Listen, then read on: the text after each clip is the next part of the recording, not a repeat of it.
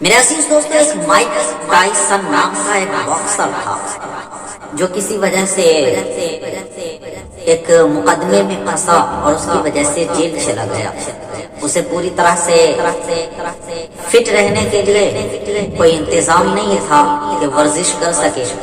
وہ بڑا پریشان رہتا تھا جیل میں، اسے فراوانی نہیں تھی جس طریقے سے وہ جم وغیرہ میں کرتے ہیں، تو بڑی پریشانیوں کا سامنا کرنا پڑا۔ وہ چند سال جیل میں رہے، اس نے اسلام قبول کر لیا جیل میں۔ ہوتا یہی ہے کہ جس نے بھی اسلام کو پڑھنے کی، جاننے کی اور حقیقت سے روبرو ہونے کی کوشش کی ہے، اللہ تبارک و تعالیٰ نے ان کے دل پر ایسا اثر ڈالا ہے اور اتنا اسلام سے متاثر کیا ہے کہ وہ اسلام لانے پر مجبور ہو گیا۔ اور دنیا کے سامنے چنوتی بھی ہے کہ اسلام ایک ایسا دھرم اور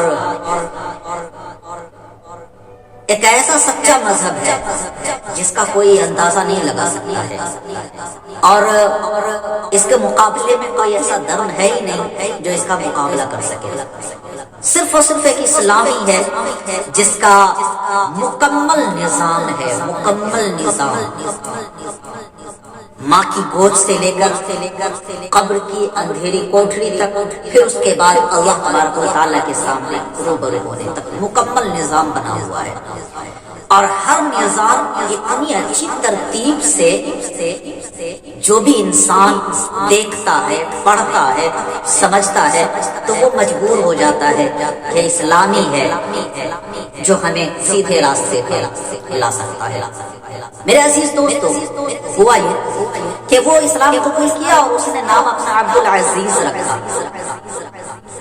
اب اس عرصے میں جتنے عرصے وہ جیل میں رہے، کوئی دوسرا چمپئن بن گیا، اور جب چمپئن بنا تو انہیں اس بات کا انتظار تھا کہ وہ جیل سے باہر آئے، پھر میں ان سے لڑائی کروں گا۔ ایک وقت کا وہ بھی چمپئن تھا۔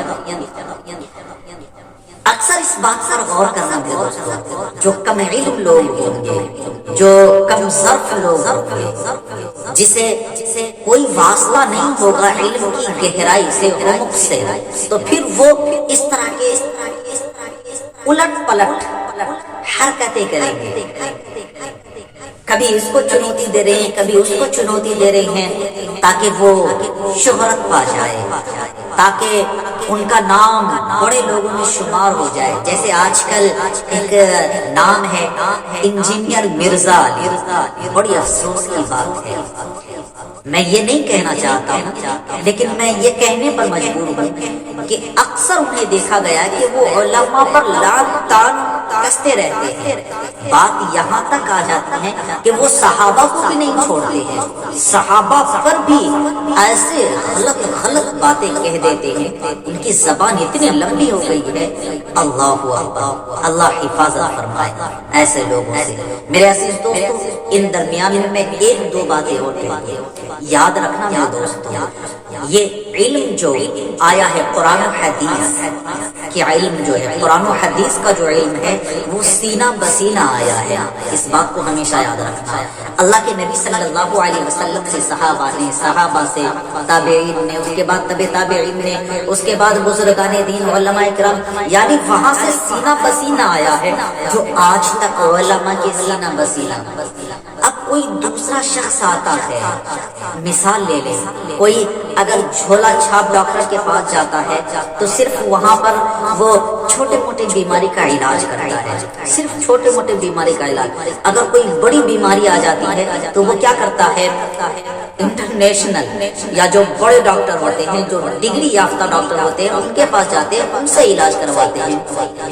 ہمارے عام لوگ جو ہیں، ہمارے عوام جو ہیں، وہ اس بات کا ہمیشہ خیال رکھیں کہ اگر کوئی اختلافی مسائل ہوں تو انہیں علماء سے رجوع کریں اور علماء سے دریافت کریں۔ ایسے انجینئر وغیرہ سے دریافت نہ کریں، وہ اپنے عقلی دلائل لا کر کے آپ کو گمراہ کریں گے، یاد رکھنا اس بات کا۔ میرے عزیز دوستو، میں کہہ رہا تھا کہ وہ باکسر باہر نکلا جو باکسر جیل میں تھا، چیمپئن تھا، وہ باکسر باہر نکلا اور جو ہی باہر نکلا اس چیمپئن نے اسے چنوتی دے دی، اگر ہمت ہے تو آ جاؤ میدان میں، تو اس نے اسے قبول کر لیا۔ اب میڈیا والوں نے دونوں سے انٹرویو لیا، جو چنوتی دیا، جو فی الحال میں چیمپئن بنا، ان کے پاس میڈیا والے گئے اور ان سے کہنے لگے کہ بھائی تمہارا مقابلہ تو ان سے ہے، کیا کہتے ہو؟ تو وہ بڑا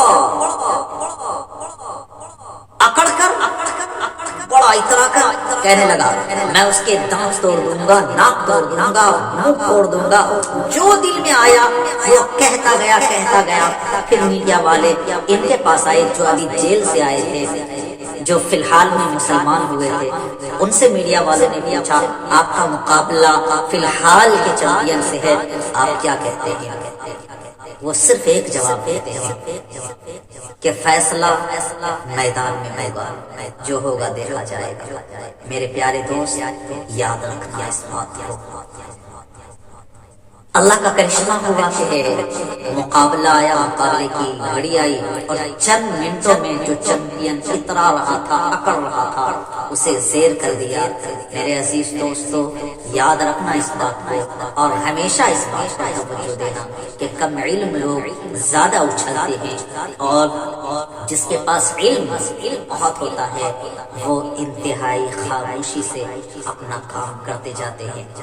آپ کی ذمہ داری ہے یہ، آپ کی ہی ذمہ داری ہے کہ آپ اپنے علماء کی عزت و احترام کریں۔ خدا حافظ۔